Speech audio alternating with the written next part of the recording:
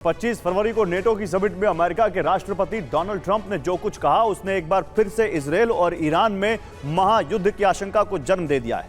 Trump ने कहा है कि इजरायल और ईरान जल्द ही फिर से जंग में उतर सकते हैं। सवाल यही है कि आखिर ट्रंप ने ऐसा क्यों कहा? क्या ईरान में इजरायल और अमेरिका का लक्ष्य पूरा नहीं हुआ है, इसीलिए इजरायल और अमेरिका फिर से ईरान पर हमला करेंगे? क्या इस हमले की तैयारी करने के लिए ट्रंप ने सीज फायर की घोषणा की है? Can it start again? I guess someday it can. It could maybe start soon. Can it start again? I guess someday it can. It could maybe start soon. 25 जून 2025 इसी तारीख को America के राष्ट्रपति Donald Trump ने NATO अधिवेशन के मंच से बड़ा बयान दिया।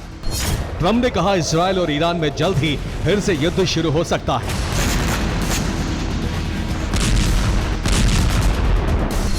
ट्रंप के इस ऐलान को एक बार फिर से सुनिए पूरे ध्यान से।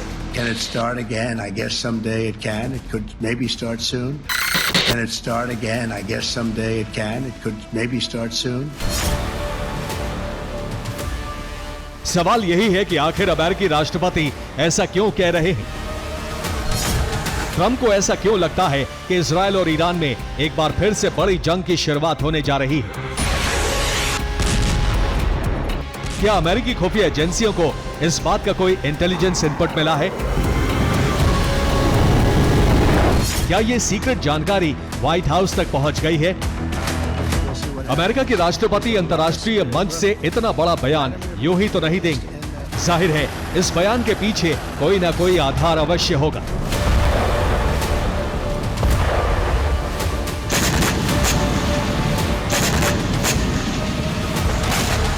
ट्रंप के इस बयान के बाद दुनिया के बड़े रक्षा विशेषज्ञों का मानना है कि इजरायल और ईरान में युद्ध विराम हुआ है, वो असल में एक अल्प विराम है।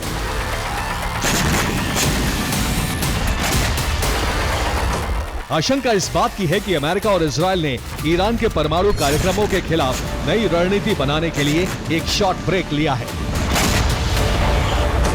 इस बात की आशंका इसलिए भी बढ़ गई है क्योंकि इजरायल और अमेरिका का ईरान में जो लक्ष्य था वो पूरा नहीं हुआ।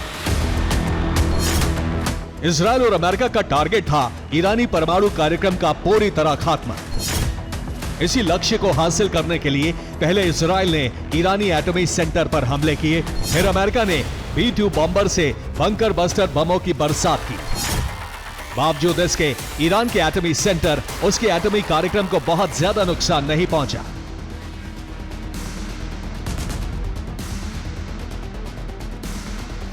अमेरिका और इजरायल तब तक चैन की सांस नहीं ले सकते हैं जब तक ईरान का परमाणु कार्यक्रम सुरक्षित है।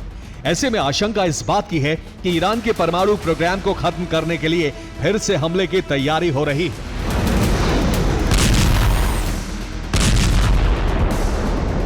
ईरान के एटमी सपने को पूरी तरह से चकनाचूर करने के लिए इजरायल और अमेरिका संयुक्त रूप से नई योजना तैयार कर रहे हैं।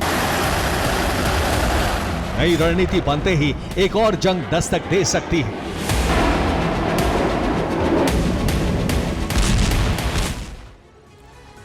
और अल्प विराम के बाद महाकोहराम छिड़ने की संभावना क्यों है, जरा अब इसको समझिए। दरअसल ईरान के ज्यादातर अहम परमाणु केंद्र जमीन में 300 फीट नीचे हैं और यही वजह है कि कई बार हमला करने के बाद इजरायल और अमेरिका को ज्यादा कामयाबी नहीं मिली।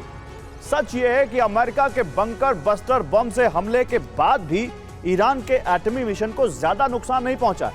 ईरान में इजरायल और अमेरिका का लक्ष्य ही था ईरान के परमाणु कार्यक्रम का खात्मा, जो पूरा नहीं हुआ। अब माना जा रहा है कि सीज फायर की आड़ में इजरायल और अमेरिका नई रणनीति बना रहे हैं। ईरान के अंडरग्राउंड एटमी सेंटर को कैसे खत्म किया जाए, इसको लेकर प्लान बनाया जा रहा है। प्लान बनने के बाद ईरान पर एक बार फिर से जबरदस्त हमले की आशंका है।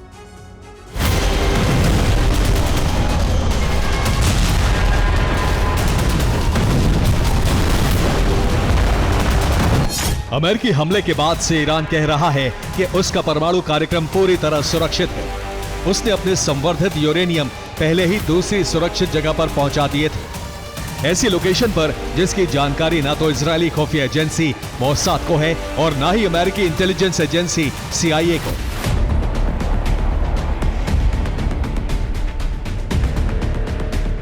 ईरान का दावा है कि उसके एटमी सेंटर को भी ज्यादा नुकसान नहीं पहुंचा है।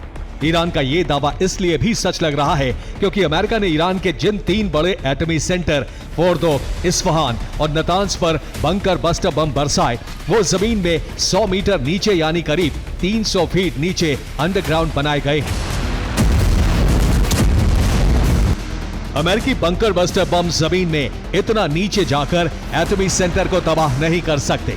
ऐसे में माना जा रहा है कि ईरान के अंडरग्राउंड परमाणु ठिकाने भी सुरक्षित हैं। مراکز هسته‌ای ما حمله کردند که البته این در خور پیگیری جزایی در دادگاهی بود. ईरान के सुप्रीम लीडर ने भी साफ कर दिया है कि ईरानी एटमी मिशन पूरी तरह सुरक्षित है। इतना ही नहीं, इजराइल ने ईरान के जिन बड़े सैन्य अफसरों को मारने का दावा किया था, उनमें से ज्यादातर जिंदा हैं। खामनेई के सलाहकार admiral Ali Shamkhani, Quds force के चीफ जनरल इस्माइल कानी, ईरानी सेना के chief of staff Abdul Rahim Mousavi, ईरानी रक्षा मंत्री अजीज नासिर जादेह, ईरान के ये सभी टॉप सैन्य लीडर जीवित हैं।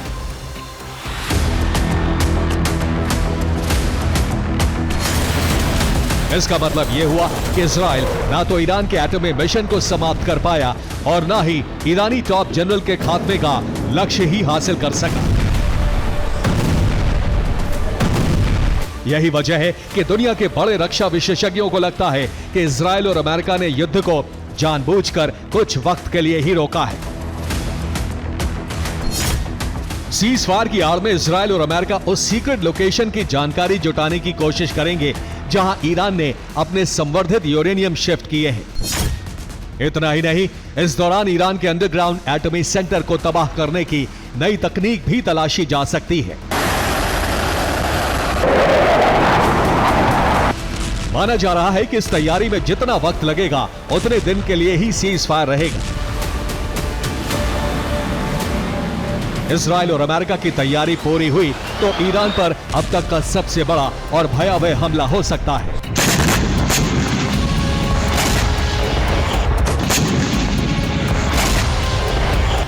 इजराइल और अमेरिका ने किसी बड़े षड्यंत्र के कारण ही युद्ध विराम किया है, इस बात का शक ईरान को भी है। यही वजह है कि अब ईरान भी चौकन्ना हो गया है। जो ईरान अब तक ये कह रहा था कि उसके परमाणु मिशन को बहुत ज्यादा नुकसान नहीं पहुंचा है, वो अब टीवी पर आकर कह रहा है कि इजराइल और अमेरिका के हमले में ईरानी परमाणु कार्यक्रम को बहुत ज्यादा नुकसान पहुंचा है। ये ऐलान अल जजीरा को दिए इंटरव्यू में ईरानी विदेश मंत्रालय के प्रवक्ता ने किया। सुना आपने, अब ईरान ने यह कहना शुरू कर दिया है कि उसके एटमी मिशन को बहुत ज्यादा नुकसान पहुंचा है। रक्षा विशेषज्ञों का मानना है कि ईरान ऐसा कहकर इजराइल और अमेरिका को निश्चिंत करना चाहता है ताकि इजराइल और अमेरिका फिर से ईरान के एटमी कार्यक्रम के खिलाफ नया हमला ना शुरू करें। जाहिर है, एक तरफ अमेरिका और इजराइल और दूसरी तरफ ईरान, दोनों पक्ष अपना अपना कार्ड खेल रहे हैं। अब देखना यही होगा कि इस जंगी खेल का सबसे शातिर और माहिर खिलाड़ी कौन साबित होता है। Bureau report, TV9, Bharatvarsh.